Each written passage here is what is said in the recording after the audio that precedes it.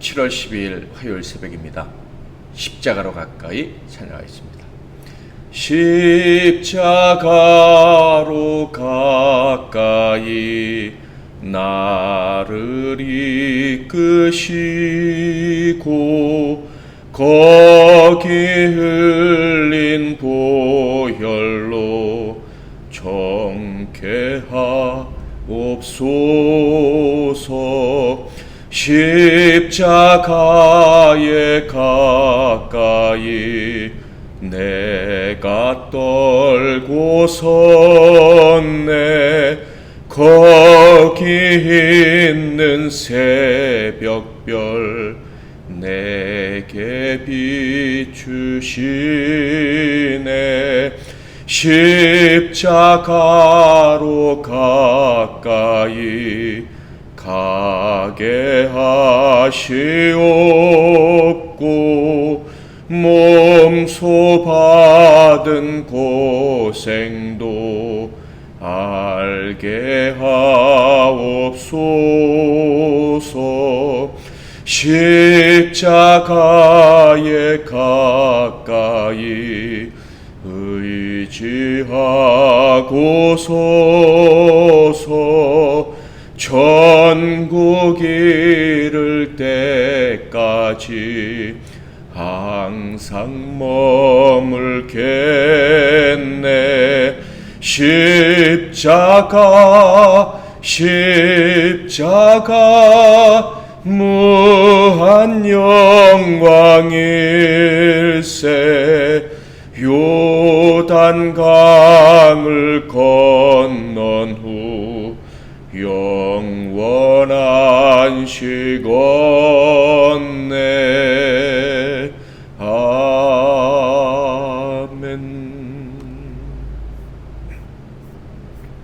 오늘 하나님께서 주시는 은혜의 말씀은 시편 79편 말씀이 되겠습니다. 구약성경 시편 79편 말씀 1절부터 13절 중에서 9절부터 봉독해 드리도록 하겠습니다. 우리 구원의 하나님이여, 주의 이름의 영광스러운 행사를 위하여 우리를 도우시며 주의 이름을 증거하기 위하여 우리를 건지시며 우리 죄를 사하소서. 이방 나라들이 어찌하여 그들의 하나님이 어디 있느냐 말하나이까. 주의 종들이 피 흘림에 대한 복수를 우리의 목전에서 이방 나라에게 보여주소서. 갇힌 자의 탄식을 주의 앞에 이르게 하시며 죽이기로 정해진 자도 주의 크신 능력을 따라 보존하소서. 주여, 우리 이웃이 주를 비방한 그 비방을 그들의 품에 7배나 갚으소서. 우리는 주의 백성이요 주의 목장의 양이니 우리는 영원히 주께 감사하며 주의 영예를 대대에 전하리이다. 아멘. 오늘은 진노의 날에라는 제목으로 하나님 말씀을 상고하겠습니다. 우리 인생에 찾아오는 이 고난들이 모두 하나님의 진노 때문에 찾아오는 것은 아닙니다. 욥이 고난을 당한 경우와 같이 하나님의 진노가 아닌 다른 이유로 고난이 찾아올 수도 있습니다. 그러나 하나님의 진노하심 때문에 찾아오는 고난 역시 분명히 있습니다. 바로 가나안 땅에 들어갔던 그 복받았던 이스라엘 민족이 범죄해서 바벨론에 멸망한 것과 같은 경우죠. 그 이전에도 이스라엘이 이 죄악으로 말미암아 하나님의 진노와 재앙을 수없이 경험했었죠. 대표적인 경우가 노예 홍수, 바벨탑 사건 같은 경우고, 출애굽 직후에도 광야에서 불순종해서 불뱀의 저주를 받는 것과 같은 그 죄악으로 말미암아 하나님의 진노를 사서 큰 재앙을 당하는 일이 수없이 많이 있었죠. 오늘 시편 79편의 시인 역시 하나님의 진노하심 때문에 찾아온 이 고난의 때를 맞이하여 이 시를 기록했습니다. 1절부터 4절을 볼까요? 하나님이여, 이방 나라들이 주의 기업의 땅에 들어와서 주의 성전을 더럽히고 예루살렘이 돌무더기가 되게 하였나이다. 그들이 주의 종들의 시체를 공중의 새에게 밥으로 주의 성도들의 육체를 땅의 짐승에게 주며 그들의 피를 예루살렘 사방에 물같이 흘렸으나 그들을 매장하는 자가 없었나이다. 우리는 우리 이웃에게 비방거리가 되며 우리를 에워싼 자에게 조소와 조롱거리가 되었나이다. 예루살렘이 파괴되고 주의 종들이 비참하게 죽임을 당했다고 합니다. 불신자들에게 비방과 조소와 조롱의 대상이 되었다고 합니다. 당연히 그들을 비방하고 조롱했을 뿐만 아니라 그들의 하나님도 비방하고 조소하고 조롱했겠죠. 시인은 하나님의 도성에 사는 백성들이 어떻게 이런 끔찍한 일을 당했는지 다음과 같이 밝힙니다. 5절 여호와여 어느 때까지니까 영원히 노하시리까 주의 질투가 불붙듯 하시리까. 죄악 때문에 이런 일을 당했다 하는데 그 죄악이 무엇입니까? 하나님을 질투하게 한 거죠. 하나님보다 더 세상을 사랑한 것, 하나님보다 세상을 더 의지한 그 죄 중에서 가장 본질적인 죄 때문에 그들이 멸망을 당하는 것과 같은 고통을 당하고 있다. 그야말로 다 망해간다. 이렇게 고백을 한 것입니다. 8절에서는 더욱더 분명하게 죄악 때문에 우리가 하나님의 진노에 직면했다라고 말합니다. 8절 우리 조상들의 죄악을 기억하지 마시고 주의 긍휼로 우리를 속히 영접하소서. 우리가 매우 가련하게 되었나이다. 조상들이 죄악으로 망했던 것처럼 우리 역시 죄악으로 망해가고 있다고 한탄합니다. 그렇지만 그럼에도 불구하고 그에게는 소망이 있었어요. 하나님의 긍휼하심을 소망하면서 우리를 가련히 여겨달라고, 불쌍히 여겨달라고, 그래서 도와달라고, 살려달라고 요청하고 있는 것입니다.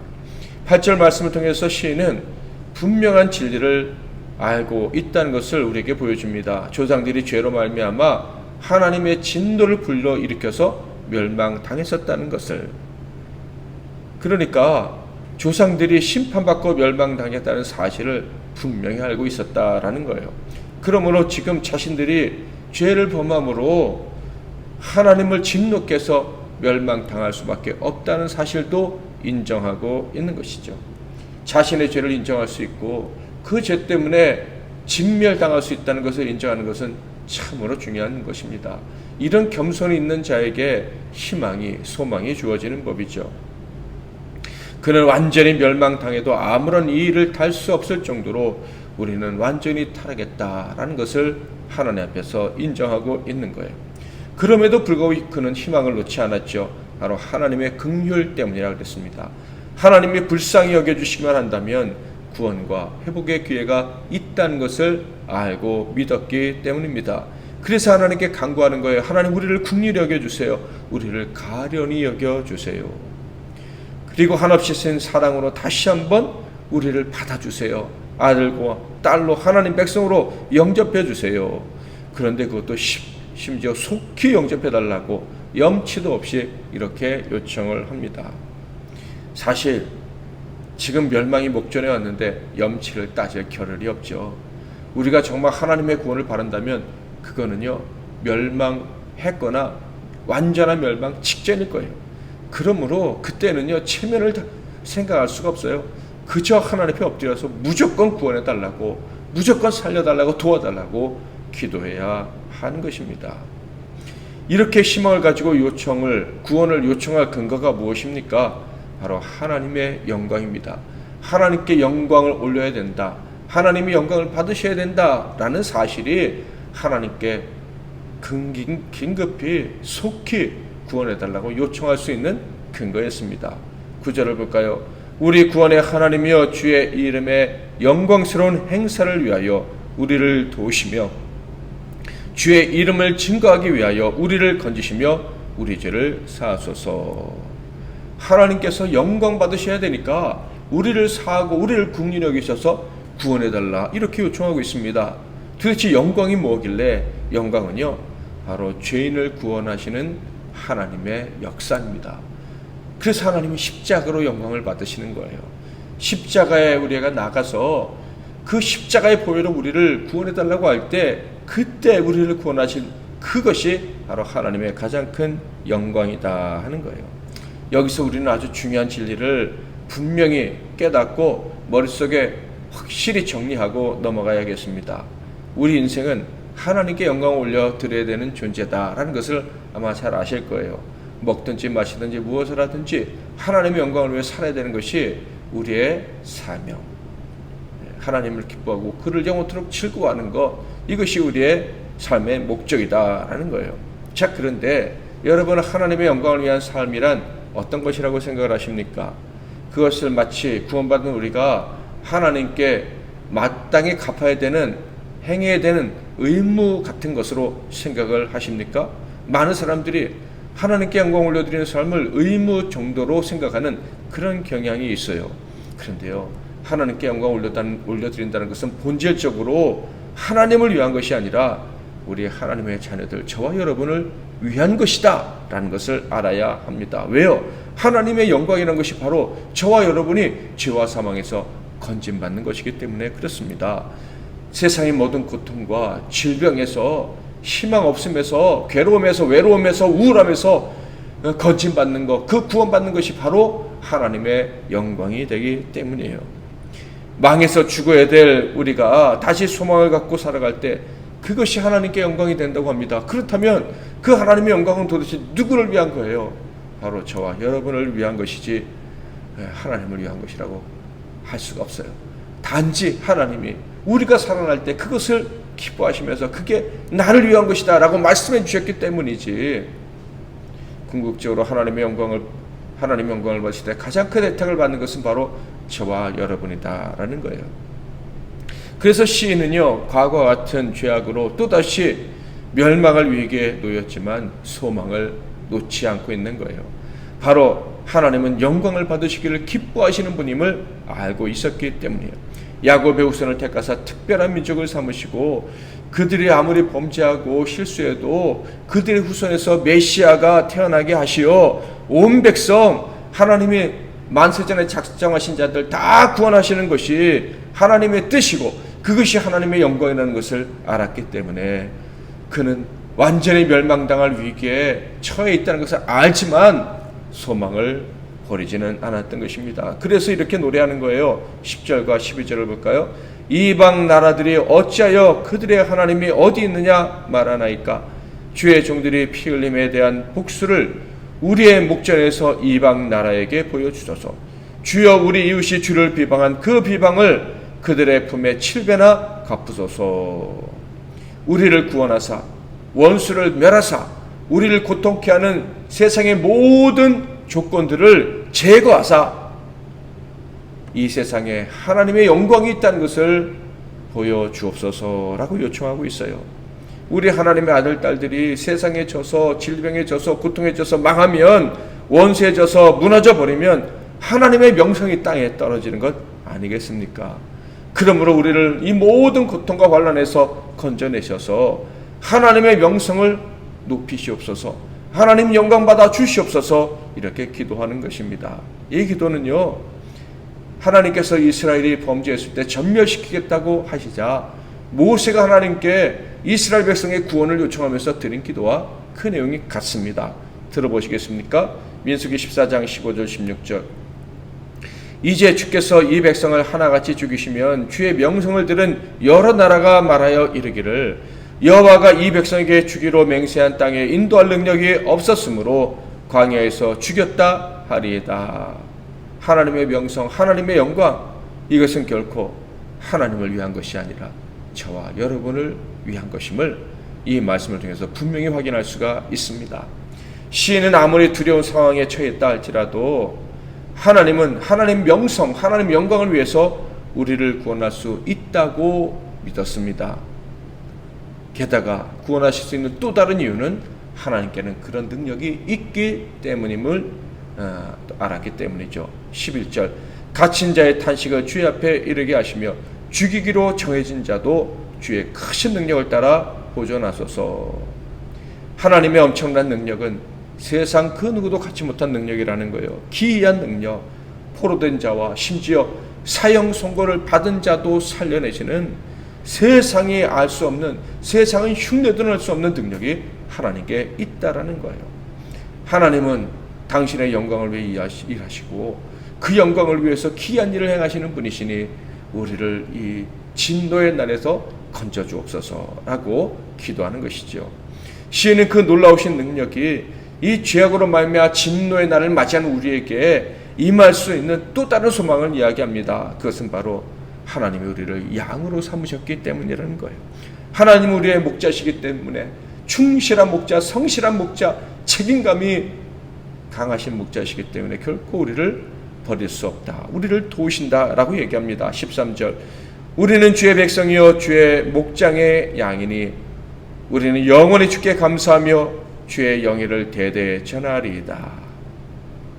사랑하는 성도 여러분, 하나님의 영광, 하나님께 영광을 올려드린다, 하나님의 영예가 높아지신다, 이 모든 것은 하나님을 향한 우리의 의무라기보다는 하나님께서 우리를 특별히 사랑하셔서 복을 주신 결과라고 할 수가 있습니다. 그러니까 하나님께 영광 올려드립니다 라고 말할 때 사실 그것은 다 우리를 위한 것이다 라는 거예요. 그토록 하나님은 모든 것을 우리에게 초점을 맞추고 계셔요. 우리가 하나님의 사랑하는 자녀니까.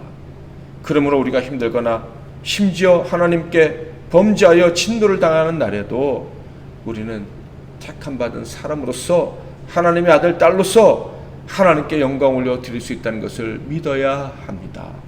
하나님의 명예를 드높이는 인생이 될 수 있다는 것을 믿고 포기하지 말아야 됩니다. 회개하고 구원을 요청하면 하나님은 우리를 구원하시고 살리사 영광을 받아 주십니다. 세상에서 하나님의 영예를 드높여 주신다 하는 거예요.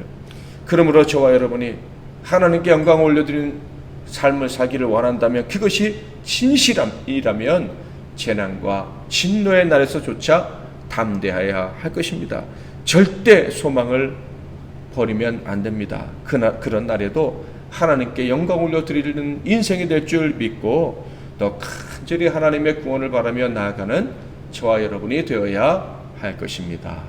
오늘도 말씀 붙잡고 기도하시고 승리하시는 하루 되시길 바랍니다. 언제라도 우리가 하나님께 영광 올려드리기를 원한다면 기이한 능력으로 우리를 도와주실 줄 믿는 믿음으로 오늘도 기도하고 하나님께 영광 올려드리는 하루가 되십시오. 제가 먼저 잠깐 기도하고 여러분도 이어서 기도하고 하루를 시작하시기 바랍니다. 기도하겠습니다.